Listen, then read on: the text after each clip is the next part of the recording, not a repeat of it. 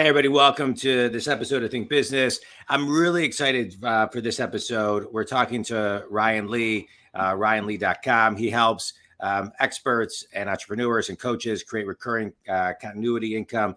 But he's just been a mentor of mine since I started my business. So June 1st, 2023, I'll have started my business. It'll be 8 years. When I started it, Ryan had a podcast called Freedom. And there was about 90 some episodes in it. And I listened to it. I mean, I got through all 92. They were 10 minutes or less as fast as I could. I learned so much, and it gave me such great tools as I was just starting my business on the way to this coffee shop called the Office Coffee Shop, literally that I went to every single day when I started my business.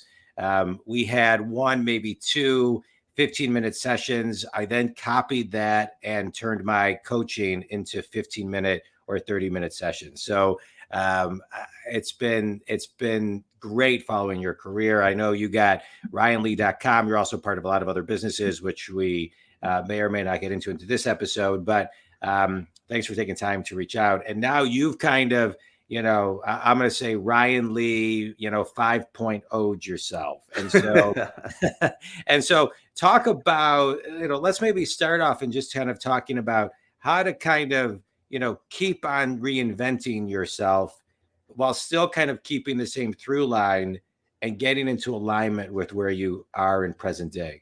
Yeah. Well, I appreciate you having me on. And first, congratulations, Mazel Tov on your success.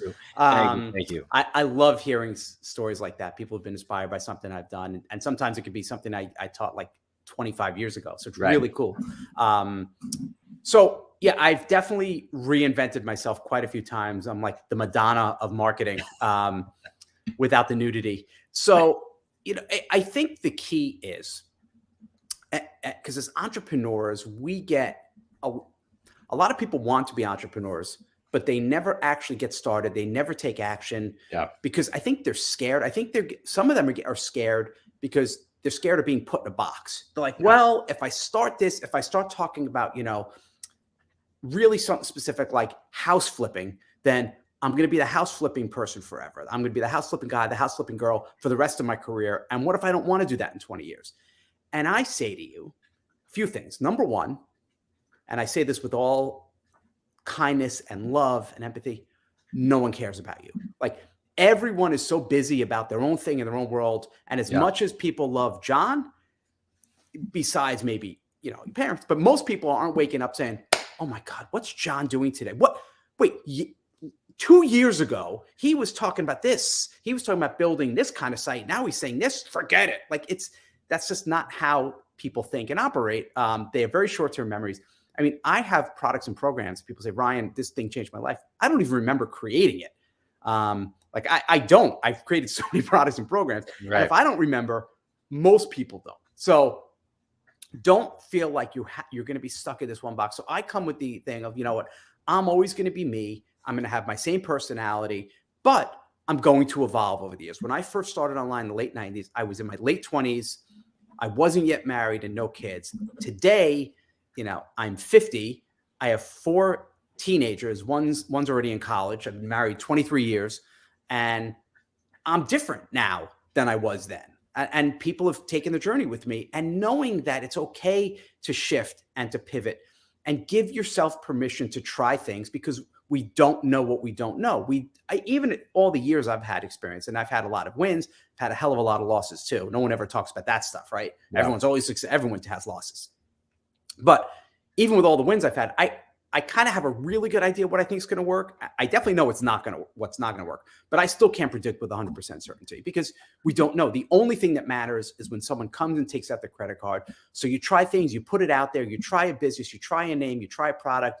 What do you guys think? And people at the end of the day, if it's something you're selling, whether it's a digital course or an hour of your time or a service or a website building, whatever it is you're selling, they're going to vote with their wallets. And I don't care if Aunt Sally or your barber says that is the greatest idea. Once you launch it, I'm going to buy. No, they're not. I'm sorry to break it to you. They're not going to buy. when they buy, when people do take out the credit cards, then you know, and then you could shift and just tell people honestly, hey, this is what I used to do. Now I'm doing this. I had for years, I was running my nutrition company almost full time. Hey guys, I told it, I'm going back to business stuff. And people are like, awesome. Will some people leave you with different parts of your journey? Yes. But you would be shocked how many people jump back in and be like, oh, Jon, I remember when you used to do that. I'm so glad I found you again. Let's Yeah. Well, and I think it's also kind of what's in it for them. I mean, for me, I can say selfishly because I've been following you and have joined many of your programs, et cetera. But when I saw your relaunch of kind of RyanLee.com, the first thing I think I emailed you, I got I said, are you bringing your podcast back? Like that was, right. Yep. Or like, what's your, are you doing this? Because I think, so let's talk a little bit about messaging and kind of really tuning into what the of course what's in alignment in your soul, but also what your clients want and what they will actually buy. Right. You it's always about serving the audience, right? Like you always start with the people. You start with who that person is, and you don't. And I know some people teach, oh, you have an avatar. I work with, my market is a 52-year-old housewife in Indiana with 2.5 kids. That's not a human being. You have to I always say, get really, really specific. Like it should be someone It's Jennifer, who's my neighbor, and she has 3 kids, and they're 12, 15, and 18. One's a freshman in college. Like you get there, and then everything you do in your business, in your marketing, in every single email, and every YouTube video, every Instagram post, you should be thinking of Jennifer or whoever your person is, that actual real human being, and say, if this isn't going to resonate with her, then I shouldn't write it. So you always have to come at it from a human perspective. Like that's non-negotiable. And then it's really interesting, Jon, because it's part, like the science, like the person and their demographics and all that stuff, right? But then there's the art. There's the dance. It's trying to figure out now, here's the problem they have. Right. Here's a solution I have, but how do I make my solution unique? Even if it's not that unique, how do I create something called like a name and claim, a phraseology, a word? If people think about you or your brand, what's that one word or those 2 words that kind of define what you're doing, this brand, this word, this ethos, this thing. So for me, what I'm doing with Ryan Lee, the one word, if I had to kind of give an umbrella term, it would be the word micro. It's like, it's not about scaling. It's about building these small kind of really profitable one-person businesses that you could run from anywhere. Like that's my thing. There's plenty of people like Gary Vaynerchuk or Grant Cardone talking about scaling and building out teams of 500 people and buying the jets. That's cool. And if you want to do that, if that's your vision, I'm happy for you. I don't judge, but I'm not your guy. So knowing kind of where you stand and being able to say, this is who I serve. This is how I serve them. This is my thing. This is my jam. Come along for the ride. And if not, that's okay. You never want to be in the vanilla. You never want to be wishy-washy. And you don't want to use the same words that everyone else is using either. Yeah, I love it. Well said. I think just to kind of layer onto what you shared, I mean, understanding what makes us hard to replace and what our value add is for the consumer who's interested in us, I think is key.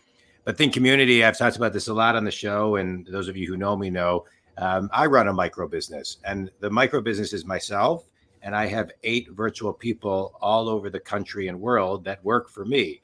I say that because I have a team in the Philippines that runs my entire podcast. I have editors, bookkeepers, marketers, PR people, and they all have their own companies and they are best of class. So I'm able to, if I go to Florida with my family, then I can go to the clubhouse and work no differently than I'm working right here in my office.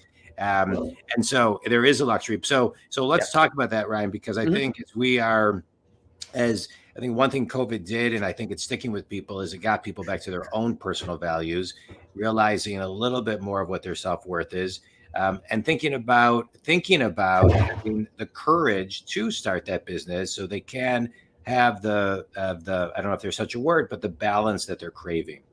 And so talk about kind of that very first step of courage. The very first step of courage, you mean just in terms of going out and creating your Correct. business? Like really like taking action, like you talked about earlier, like, as you're guiding and advising somebody who's in a job and they have this idea that's just burning inside of them, what's that first step? If you're talking like, what's the tactical first step? So not even talking now about, okay, figuring out your system and what's the name going to be and what's your process, not even thinking about that. I would say the first step is just put it out there to the world, even on your personal social media page, because everyone has some social media something, right? Mm-hmm. Everyone has a personal Facebook or a personal Instagram, and maybe they have 50 or 100 or 200 friends and family. Even if they're not your market, that's okay. And I would document what it is you want to do and what you're thinking, and bring your family and friends into it. And the people who love and support you are going to give you feedback, and they're going to want to kind of help spread the word as well. And you get a little bit of a feel for what's happening in the market. So you could say, hey guys, so let's say you work full-time HR for a big corporation, right? You work for GE, you're in HR, and you love baking cookies. Like, that's your thing. You're like, you know what? I really want to do an online e-com company. I want to do my own cookies, Cammy's cookies, but I don't know. So you go online, you go on Facebook. Hey guys, it's me, it's Cammy. And if you know me well, I love baking cookies. It's always been a passion of mine. So I'm going to start playing. I'm going to start putting some stuff on YouTube. I'm going to start sharing bakery, my cookie recipes. I'm going to start doing some live stuff. I'm going to show you what I'm doing. If you want to see more, just click yes below. If you know someone who loves cookies, maybe you could share this with them. That would be great. But I can't wait to share this journey with you. Yeah. Thank you. That's it. Let's just start there, right? Yeah. Let's just get it out there to the world, because when you get it, because we're like, oh, someone's going to steal. No one's stealing your ideas. No one cares about your ideas. Believe me, every idea has been thought of already. Right. Oh. And if anybody does, they can't do it at the same energy, the same frequency, the same vibration, the same, right. They don't have I agree with that. Yeah. I've had people, I swear, John, they've taken my email word for word, down to like a story about my in-laws. Like, it's crazy, but it still doesn't have my energy in it. But anyway, so just start there and start documenting. And then the next day, hey, it's Cammy, I'm back, and I want to show you, hey, here's this pan that I bought that I love baking my cookies, and I think you're going to like it too, but it's cool and it's heavy and you can get it here, and that's it. I just want to share that with you. Yeah. I'm going to have more tomorrow. If you want to see more, let me know. And let's just start. Let's just get the ball rolling. Let's get a little bit of energy and momentum going, because that's all it takes. So one of my most successful students, his name's Jeff Cavalier, and he has a really popular fitness channel on YouTube called AthleanX. He has like, I bought his program. Jeff was one of my first students. So, but he started, if you look at his first videos, they weren't very good. And he's the first to admit that. Like, he just said, let me just start putting stuff out there and let's just see what happens. So I would say do that, get a couple quick micro wins, a couple of likes, a couple shares, a little bit of feedback, and then start building that momentum. And then say, you know what, I'm going to start with like the most simple website, like a one-page thing. I'm going to have my thing, and let me at minimum, just the only thing you need to pay for at first is some type of email delivery system, right? And there's hundreds of them. I use something called Active Campaign. There's Aweber, and although some of the big ones like MailChimp I wouldn't recommend, but there are, no offense, MailChimp. But there are hundreds of them that you could sign up with, and some of them do allow you to start for free, and just start collecting emails and start emailing them. I don't care if it's one person, or I don't care if there's only 5 people on your list. Start messaging them, start emailing them. Hey, here's another recipe I did. Go check this out, and let's get the ball rolling, because momentum is going to overcome all of that.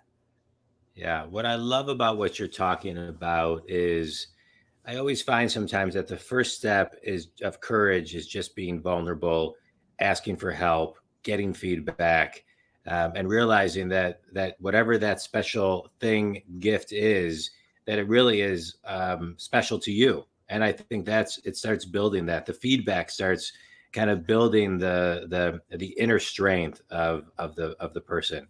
I love that. Right. I want to talk a little bit more about micro businesses, right? So So define, I know you did, but kind of the next piece of a micro business, because my business right now, and I started following you from somebody who posted on social. I have no idea how I ultimately came across you and your podcast. And, but I'm grateful to whoever I got it from, because it's been a huge learning piece for me. And my business is going to be 8 years old in June, and wow, I love it. I love it. I love what I do. I work with people all over the world. COVID made my business, normal to have a business coach anywhere. Right. And I don't say that to impress, but just to impress upon that you can, anytime I found something that I didn't want to do in my business, I just found the who and the person to do it. And then I could grow and just stick to do what I love. So talk a little bit more about how you're, the step 2 of the micro business. Yeah. And that's a big thing. And look, at the beginning, depending on your resources, you're going to likely have to do a lot of the stuff yourself and learn a lot of the stuff yourself, but you shouldn't do everything yourself. There's going to be this cutoff where, is this worth my time? Now, some people from day one start like outsourcing and hiring everything, and they have no idea what's going on in their business. They don't know how to run or do anything. And I don't think that's good. So I think there is a middle ground. I think you have to have an overall idea, a strategy of what you want to do, but be strategic in terms of who you're bringing on. So for example, editing, right? If you want to do Wait, can I just pause you for 1 second? I just want to comment on that. I think community, when Ryan talks about, like, I just want to comment on this. Only hire great. Like, don't settle if your gut tells you this isn't the right person, this isn't the right editor, this is listen to your gut, because when you have a team of great, you don't have to overmanage. All right, so sorry, go ahead. Yeah, and just to piggyback off of that, I hope I don't forget where I'm going, but to piggyback, you were talking about editors. I gotcha. Okay. Yeah.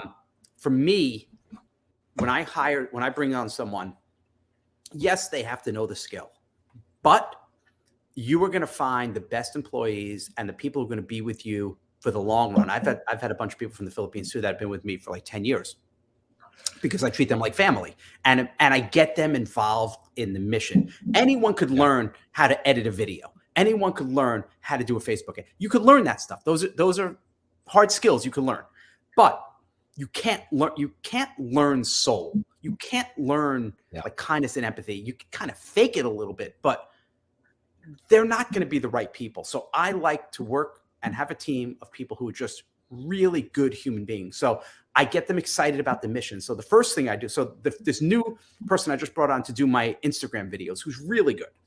I said to her, and it's funny, I could even do a screenshot, like, this what it'll be, blah, blah, blah.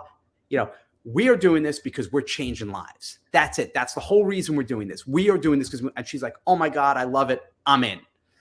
That's how you get people on board. Like, they have to be on board with your mission. So anyway, digressing, I see people in groups and forums and saying things like, oh, I'm learning, I want to do my own videos now on Instagram. I don't know what to do. So now I'm doing, I just spent $500 on an editing course, and it's going to take me 3 months to learn how to do this. I'm like, you can go to Fiverr, look at people's reviews, look at samples. You could find someone to do this for like $5.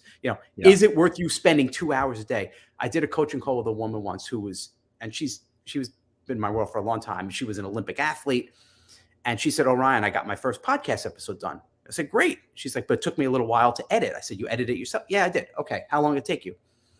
It took me 3 months. I said, what? She said, yeah, I wanted to really learn how to do it. And I kind of took my time with it.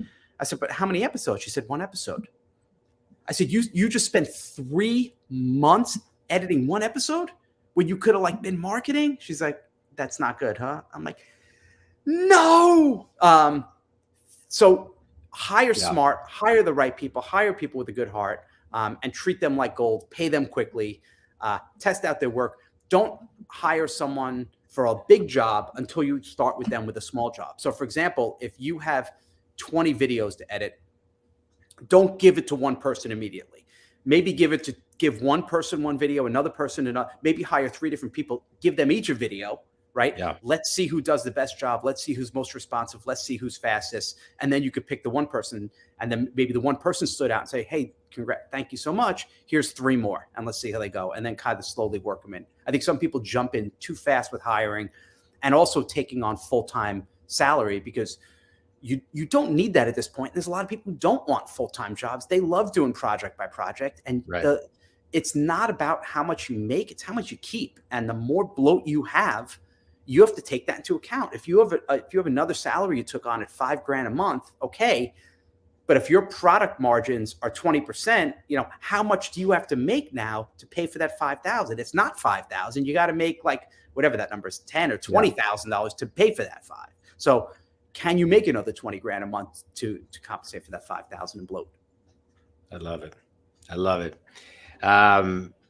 Ryan, tell people who your ideal clients are today. I know you've been in the, traditionally the health and nutrition, lanes, but who are your clients today?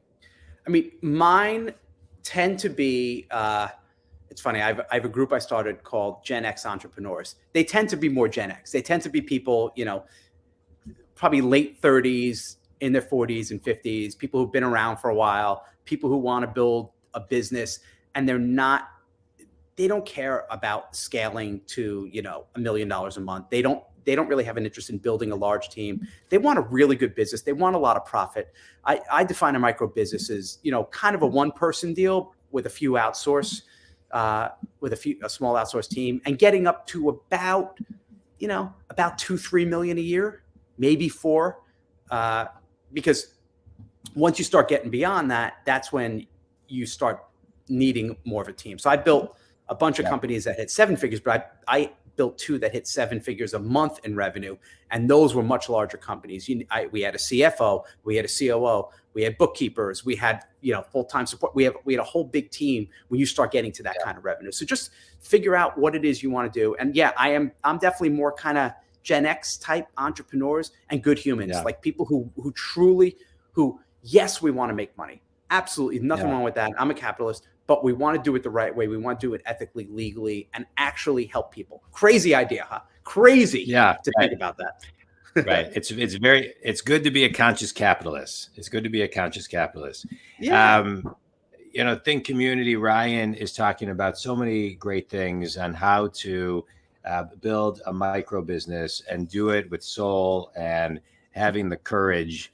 And so you can, I'm going to encourage everybody to at least start, kind of taking those ideas and putting them in a journal, keeping it active, spending 1 to 5 minutes a day to kind of keep that business alive. And, Ryan's been a huge help for me along my business career over the last 8 years. And I think anybody has the ability to start a business, but it doesn't always have to be full time. So I just wanted to kind of chat about that for a minute, right? So, there's part-time, there's part-time, there's side hustles, there's this. Mm-hmm. So talk a little bit about kind of a micro side hustle, a micro part-time, because a lot of people who are listening to this, they can't leave their job. They depend on their health insurance, or they depend on the salary. They may not have the savings to go 3-6 months without making money. Talk a little bit about the micro part-time. Yeah. Well, I didn't start doing this full time. So I've been doing it full time now since 2001. So now it's like 22 years later, but I did it part time for about 4 years. And there were some months before I created recurring revenue, before I had a membership site, there were some months where I would do $2,000, or some months I would do $10,000, then I would do $1,000. So it was always kind of up and down. And at that time I had just gotten married, and I said to my wife, I'm going to stick with my job, but I'm not going to leave and go full-time until I have 6 consecutive months of this quote unquote part-time salary or income more than my full-time. Like that was the deal. 6 consecutive months. Otherwise it was a little bit too much risk. And I know there are some people that say, oh, burn your bridges. If you quit your job and you have to make $5,000, you're going to find a way. Right. That is the worst advice I've ever heard. That's also a way to have a stroke. I was just going to say that's too much stress. Right. And maybe you can, but maybe you can make the money, but it also it forces you to make some really bad short-term decisions. Maybe you take on a client or a project that now you got your 5,000, but now you have to serve them for the next year and you're miserable. So what's the cost? So if you're looking to do a part-time and eventually leave full-time, I say I'm ultra conservative, 6 consecutive months of salary more than your full-time. But if you want to do it part-time, just carve out whatever that time is. And I see, it drives me a little nuts when you see these young, like 20-year-old guys like, oh man, just hustle and grind all day. It's like, it's not realistic. I know what it's like to have a family and to have bills and pressure and full-time job. Just whatever your productive time is. So maybe it's that hour in the morning or it's the hour in the afternoon. The last full-time job I had, I was a gym teacher in the South Bronx in Hunts Point, really bad area. There was no internet at the school. So I used to have to walk during my lunch break to the local public library to spend the half an hour working on my business. And that was the time I made it work. And that was the most productive 30 minutes in the world. So whatever time you have, be super, super productive and laser focused. Don't spend an hour arguing about politics, during that time and wasting time just scrolling through social media.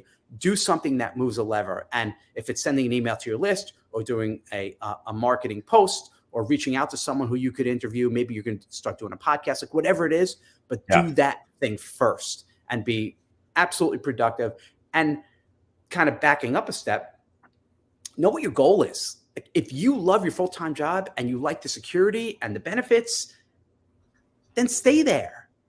No one's forcing you to be an entrepreneur full-time. And the whole, if you're not growing, you're dying is BS as well. Like, come on, you could do both. You can have a really good, stable job that you love, that gives you, takes all the pressure off. And you could spend an hour a day building your business. Do what makes you happy. Don't build your business that other people say you must have. And don't feel pressure that it has to reach a certain number, a certain level for you to be happy. Just do what lights you up, man. Life is pretty damn fast. So just enjoy it. It is fast. Well said. All right. Quick speed round, Ryan. Favorite book that's had the biggest impact on you? Oh man, that's a tough one. I think a really, really good business book is Ready, Fire, Aim by Michael Masterson. It's just about moving quick. There's a lot of really good direct marketing fundamentals as well. I like that book. Yeah. Best piece of wisdom you've ever received? It's just from my dad. It's not necessarily, well, he's said it a million times, but also the way he's always acted his whole life. Family first. Yeah. That's it. Like I always have, I always will build my entire business around my family, around spending time with my kids, never missing a birthday party, a sporting event. I coach all their sports. So that was the best advice I could ever receive. Just make your family your priority. Yeah, I love it. Tell everybody where they can connect with you and learn more about you. Very simple. RyanLee.com, RyanLee.com. I have I call it a daily-ish email newsletter, always packed with wisdom, advice, and maybe even some 80s references. But I think you'll like it. There's thousands of people on there, and it's fun writing and helping people. And then from there, then you could follow me. I've Instagram and Facebook and all the socials. Yeah. I love your writing. It's clever. It's witty. It's easy to read. It's great. Think Community. We talked about a lot today with Ryan, and I encourage you, if you're thinking about starting a business and growing a business and wanting to, and as we talk about kind of micro businesses, it resonates with you. Take the first step, and it's so worth it. And it's at any level that you can do. Just get started. Ryan, I can't thank you enough. I appreciate your guidance and mentorship. Even from afar, you've helped me tremendously over the last many, many years, and love your content and love everything that you produce. So thanks so much. So Think Community, RyanLee.com. If you need Ryan, if you need me, you can reach me at JonDwoskin.com. Ryan, thank you so much. Appreciate it. Thank you, John. Appreciate it. Good luck, everyone.